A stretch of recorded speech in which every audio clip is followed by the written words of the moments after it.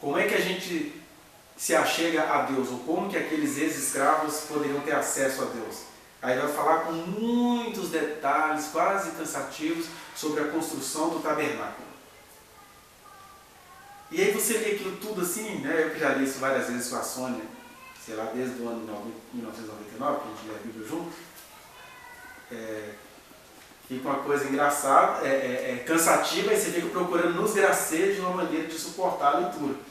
Eu fico imaginando vocês que já nasceram na cultura da imagem, né? Que a gente que ainda teve uma infância ouvindo história de Silvio Santos no LP, você ainda fica tentando fabricar a imagem. Mas que já nasceu com a imagem pronta, né?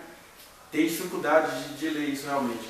Mas é legal quando você for ler, que vai do capítulo 25 ao 31 e depois do 36 ao 40, os detalhes, assim, por exemplo, Deus queria que os fundamentos do tabernáculo fossem de pedras preciosas, quer dizer, uma coisa que ninguém ia ver. Aqui debaixo desses caras tinha que ser de pedra preciosa.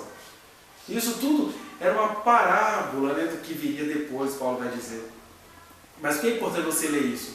Porque embora você não esteja nos tempos do Êxodo, a gente tem que descobrir qual que é a nossa disciplina neste tempo. Né? Aquela cultura suportava isso. Ó. Eu acho que quando eu preguei aqui sobre o Ezequiel, eu falei um pouco disso.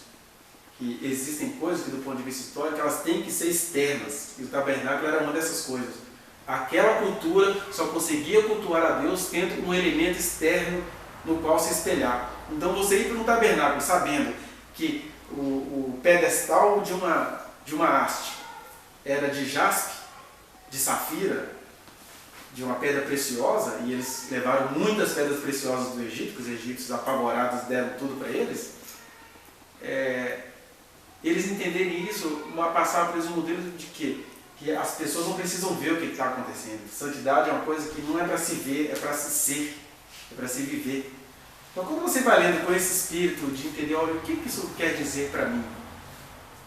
Porque a gente faz o contrário, né? O que as religiões em geral fazem hoje em dia? A gente quer construir um templo, né, onde as paredes são de ouro, já viu? Eles colocam até aqueles templos antigos assim, aquelas colunas antigas com rodelinhos de ouro em cima, embaixo. E aí Jesus chega e fala assim, não estou falando desse santuário. A minha igreja que eu vou edificar, ela é constituída de pessoas. Por isso, Pedro, você é Pedro, e sobre essa pedra, ou seja, a pedrinha que você é, eu vou edificar a minha igreja. Que não é o São Pedro dos católicos, no sentido de que ele é o homem mais santo que todo mundo, que a igreja está fundamentada nele. É que a igreja foi fundada a partir dele, foi a figura famosa da igreja. Né? Mas quando você entende o princípio do Êxodo, você começa a entender assim, gente, eu não preciso ficar esperando externalidades para servir a Deus. Eu tenho que ser a pedra preciosa, independente de eu ser visto.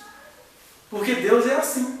O que a gente faz com a criação de Deus? Deus cria peixes maravilhosos. A gente inventou que existem peixes ornamentais. Isso é produto humano.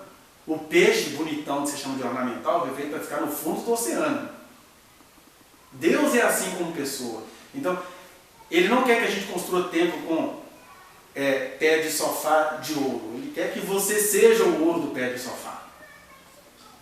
Esse é o princípio que está no livro de Êxodo, que se a gente lesse, a nossa devoção ia ficar mais interessante. Né? Então, quando você começa a ler e entender como é que a preciosidade de Deus está em cada detalhezinho do tabernáculo, aí a leitura vai ficando suportável. Talvez ela não deixe de ser chata, mas vai ficando suportável. E a gente tem um quarto e último aspecto do livro de Êxodo. Vá no link que está aqui na descrição e acesse a reflexão na íntegra. Não se esqueça de dar o like nesse trechinho de vídeo, compartilhá-lo e se inscrever neste canal, apertar o sininho para você receber as notificações. Muito obrigado.